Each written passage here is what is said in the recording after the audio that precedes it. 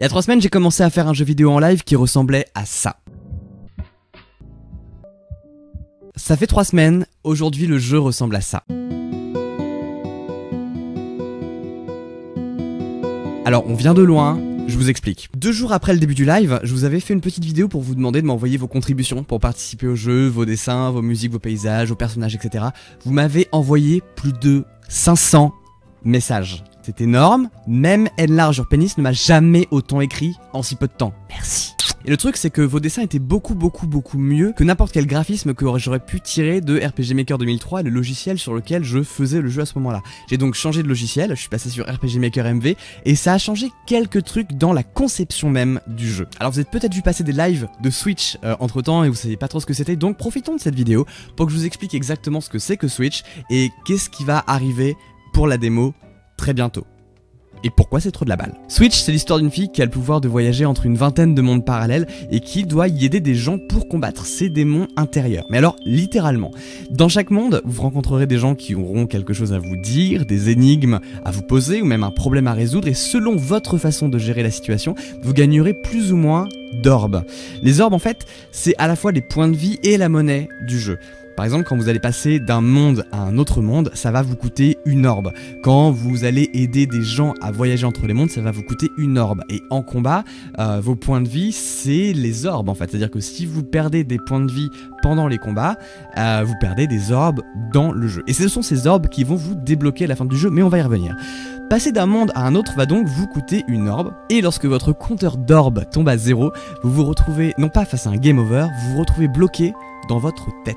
En appuyant sur échappe, au lieu de trouver un menu classique un peu à la Final Fantasy, vous allez vous retrouver dans un autre monde parallèle qui lui est accessible à volonté, et ce monde parallèle, c'est votre propre conscience. C'est là que vous allez pouvoir sauvegarder votre partie, que vous allez pouvoir changer de genre, que vous allez pouvoir retrouver des informations essentielles à certaines quêtes. C'est là que vous allez aussi pouvoir combattre vos démons, et c'est là que vous allez pouvoir accéder à la fin du jeu. Et il y a plusieurs façons d'accéder à la fin du jeu. Pour la première, il vous suffit de verser au moins 500 orbes 500 orbes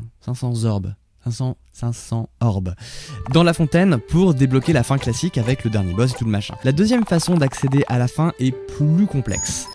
Chacune de vos actions dans un monde aura des conséquences dans tous les autres mondes. Par exemple, vous pouvez allumer la lumière dans un monde à un endroit donné, et dans l'autre monde, ça peut tuer tout le monde. Bah vous savez pas, la surprise. C'est sadique un peu. Le but c'est de vous inciter à vous laisser porter par l'instant et vous laisser le sentiment que vous n'avez jamais tout vu. Le plus fou dans Switch, c'est vraiment la direction artistique, les visuels, les musiques, les personnages, les paysages, tout ça.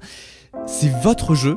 Et le fait que vous ayez envoyé plein de créations qui ont plein de styles différents, qui ressemblent à plein de choses différentes, ça donne au jeu une dimension extrêmement surréaliste, un truc qu'on n'a quasiment jamais vu avant, et c'est grâce à vous quoi, c'est vous qui avez fait ce jeu, c'est complètement dingue, et je me prends des claques graphiques tous les jours dès que je reçois vos contributions, j'ai vu des paysages qui m'ont fait tomber par terre, et évidemment je veux en mettre un maximum dans le jeu complet quoi, j'aimerais vraiment que quasiment tout soit dans le jeu complet.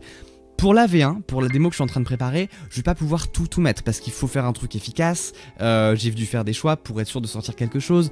C'est vraiment une démo, ce qui veut dire que je veux vraiment vous montrer les sentiments que vous pouvez avoir en jouant à ce jeu-là, donc ça reste un peu succinct.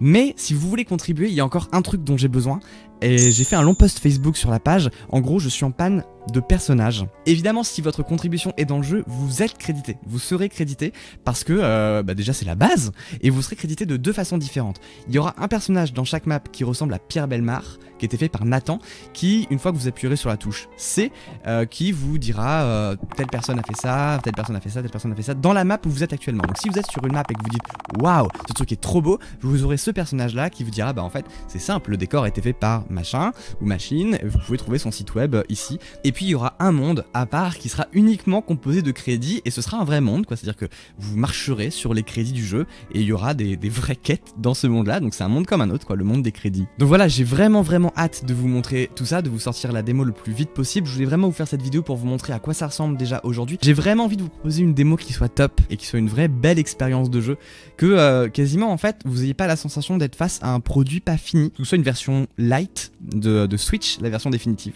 Alors évidemment, la démo comme le jeu complet seront entièrement gratuits. Je me vois pas vous faire payer un truc pour lequel vous contribuez régulièrement et que j'amasse l'ensemble des revenus. Pour moi, ça n'a pas de sens. Voilà. Par contre, comme c'est quelque chose qui me prend beaucoup de temps, n'hésitez pas à me soutenir sur Tipeee. Ça me permet de dégager du temps pour pouvoir vraiment avancer le jeu, parce que c'est une passion, mais en fait, le temps que je passe sur le jeu, c'est du temps que je passe pas sur d'autres projets qui sont pour le coup lucratifs et qui permettent de manger des pâtes.